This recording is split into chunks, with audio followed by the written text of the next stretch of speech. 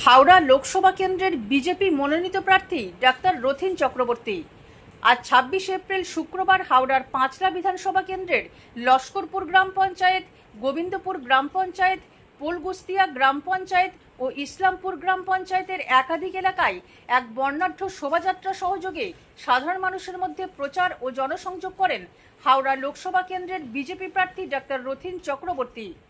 শুক্রবার প্রচার শুরু হয় পাঁচলার সিদ্ধেশ্বর ব্রিজ থেকে আর শেষ হয় ইসলামপুর কালী মন্দিরে।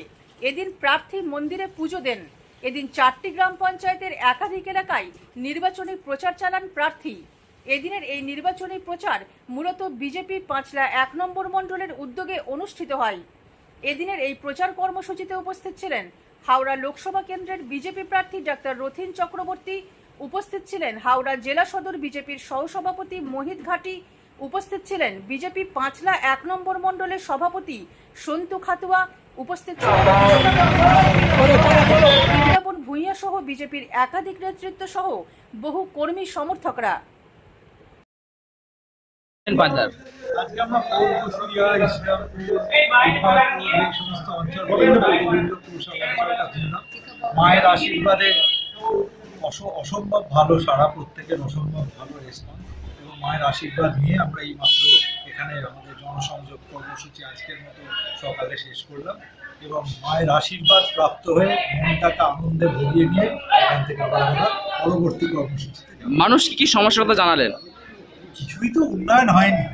পশ্চিমবঙ্গকে গরিবের মধ্যে ডুবিয়ে রেখে পলিটিক্স করা চলছে, না অর্থনৈতিক উন্নতি, শুধু দোল পলিটিক্স। ৫০০কে ১০০০ করে দিচ্ছে, এদিকে হাজার হাজার কোটি টাকা চুরি হয়ে বাইরে চলে যাচ্ছে। মানুষের এখানে কোনো অন্নসংস্থান নেই, চাকরি নেই, শিক্ষা নেই, সব দেখতে পাচ্ছেন তো। এখান থেকে হাজার হাজার মানুষকে বাইরে চলে যেতে হচ্ছে কেন? মাদেরকে ১০০০ টাকা দিচ্ছেন, কিন্তু ছেলে মেয়ে সবাইকে তার বাইরে করে চোখের জল ফেলে সবাইকে বাইরে পাঠিয়ে দিতে হচ্ছে কেন? ১০০০ টাকায় তো সংসার চলে না। মাকে ১০০০ টাকা দিলেন, ছেলে যখন মা মারা যাচ্ছেন বা বাবা মারা যাচ্ছেন, এরকম অবস্থায় আমরা দেখতে পাচ্ছি সেই পরিবারে আসতে পারছেন না, এরকম তাদের পরিস্থিতি। কত দুঃখজনক ব্যাপার ভাবুন তো। এই মন্ডলটা একটু ছিটমহল এলাকা মানে দুটো লোকসভার বর্ডার লাইন বলা যায়। আর সেই হিসাবে একটা লোকসভার সঙ্গে আরেকটা লোকসভার উন্নয়নের সমন্বয় নেই, আপনি এলে সেটা কিভাবে সম্ভব? কোনোটাতেই উন্নয়ন হয়, অনুন্নয়নের সামঞ্জস্য আছে, উন্নয়ন কিছু দেখতে পাই। মায়ের কাছে এলেন, পুজো দিলেন, কি প্রার্থনা করলেন?